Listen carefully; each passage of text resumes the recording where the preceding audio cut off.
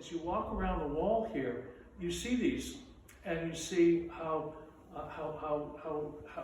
this is all works so very well. Some of these pictures here, I can take one off the wall here. They have the label on the back that explains the whole situation as to how they've been created. And all that. Now, one of the things that one could possibly talk about here, which I think is important, is there's certain parts of the United States, I won't mention that region of the country, the South, sorry, that would not like these works probably because they'd say they're irreligious. But to my mind, they're so tongue-in-cheek. They're not anti-religious.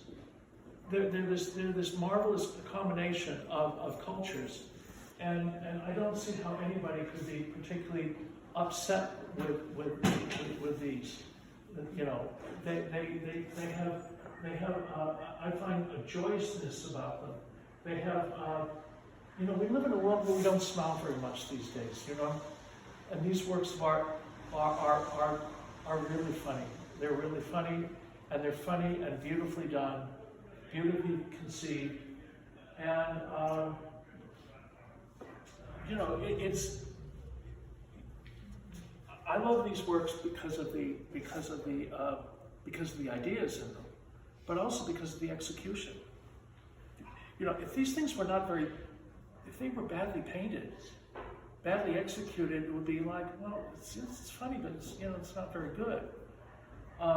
Or if they were beautifully painted and they weren't as clever. You've got to have the two. You've got to have the two. Conceive this painting over here. And this is another side of Valentin Popov. A chance taker. This particular painting I'm rather fond of from this series because Valentin credits me with the idea of these. I saw this documentary on Andy Warhol. Andy Warhol did not come up with the idea of the dollar bills. He did not come up with the ideas for the Campbell soup. He did not come up with the idea of Marilyn Monroe. He did not come up with the idea of the car crashes, etc., etc. He didn't come up with them. Henry Gadsauder said, you know, forget these portraits of Marilyn. It's time for death. Do some car crashes. Andy did all those paintings, and they're great. So people gave Andy ideas, and Andy took those ideas and ran with them. And I don't think those paintings are anything less than good because that somebody else was feeding him ideas. He had to actually create the paintings. Yeah, I mean, somebody once said about that Andy Warhol thought that, you know, the Madonna, the female object of veneration was the Virgin Mary.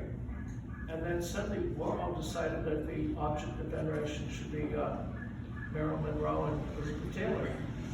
And instead of John the Baptist, it was Elvis Presley. One of the things I see about these works of art is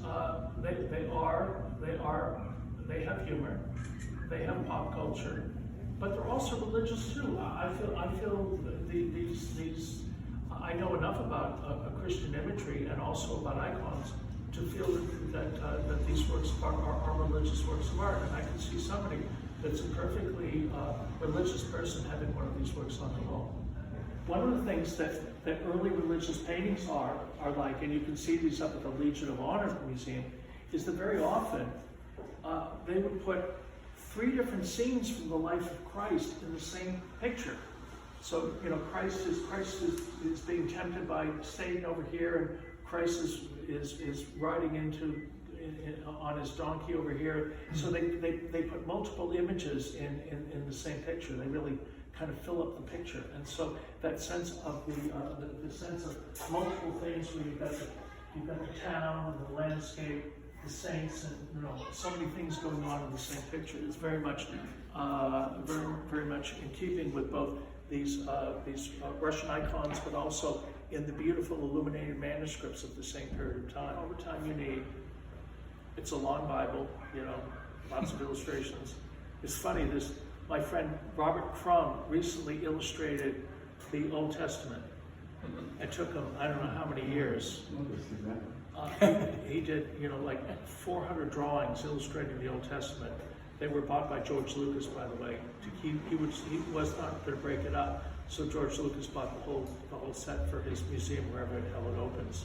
I guess it's in Los Angeles. But in any case, so you have Valentine doing these icons, and you have R. Crumb doing the Old Testament. So, we're living in this wonderful cultural Cobb salad of things going in all these different directions and stuff, which I find is very, very, very, I find it very, very interesting, very, very, very exciting. One of the things I'd like to also say about the nature of collaboration, did any of you, by any chance, go to see the portraits of Obama and Michelle Obama at the Dion Museum? Yeah. Those were over at the Dion this summer. Well, the painting by Kendall Wiley of Obama, he actually painted about 15% of that painting. The other 85% was painted in China. He did not paint all the foliage and stuff. That was painted in China by his workshop in China. He painted Obama's portrait and stuff. So that sense of collaboration is something that is, it is the nature of art, especially more so now than it used to be. But